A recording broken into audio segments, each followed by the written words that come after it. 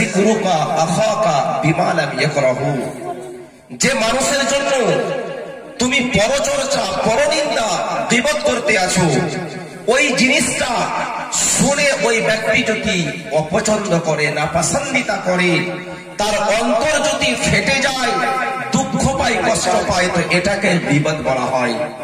সাহাবায়ে কেরাম আরজ করলেন, ইয়া রাসূলুল্লাহ, আমি যার জন্য চর্চা করতে আছি ওই জিনিসটা তার মধ্যে যদি পাওয়া যায়। আল্লাহ নবী সাল্লাল্লাহু আলাইহি ওয়াসাল্লাম বলেন, যে ভাইয়ের তুমি গীবত করতে আছো, যে ভাইয়ের ব্যাপারে তোমরা পরচর্চা, পরনিন্দা, তার ব্যাপারে উল্টো পাল্টা কথা বলতে আছো, সেই জিনিসটা যদি তার মধ্যে পাওয়া যায় তো এটাকে গীবত বলা হয়। আর তার মধ্যে এই জিনিসটা যদি না পাওয়া যায় তো তাকে তুহমাত বলা হয়। নবী তো জাহান সাল্লাল্লাহু তাআলা আলাইহি ওয়াসাল্লাম ইরশাদ করেন, আল গীবাতু আশাদ্দু মিনাজ জিনা। আমরা সমাজের মধ্যে জিনাকে অত্যন্ত কুকর্ম কাজ মনে করি, খারাপ কাজ মনে করি।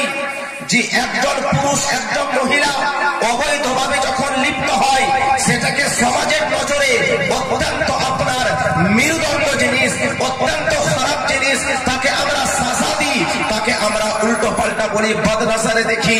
কিন্তু আল্লাহর নবী আকায়ে দো জাহান সরওয়ারে কাউল মাকা সাল্লাল্লাহু তাআলা আলাইহি ওয়াসাল্লাম ইরশাদ করেন, জিনা করা তো অত্যন্ত কুকর্মের কাজ, জিনা করা তো অত্যন্ত খারাপ কাজ।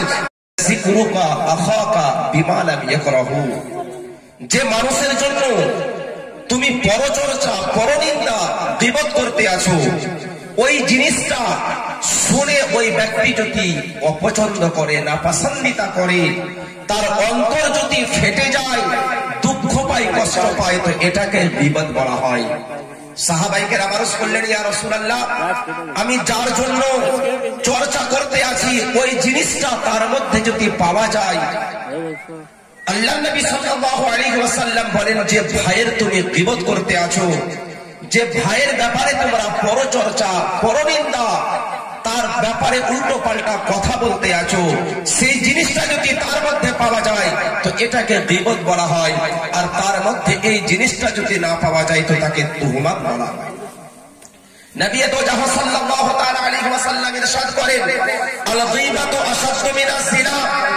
আমরা সমাজের মধ্যে জিনাকে অত্যন্ত কুকর্ম কাজ মনে করি, খারাপ কাজ মনে করি।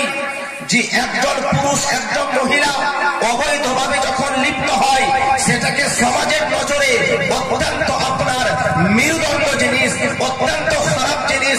তাকে আমরা সাজা দিই, তাকে আমরা উল্টো পাল্টা বলি, বদনজরে দেখি। কিন্তু আল্লাহ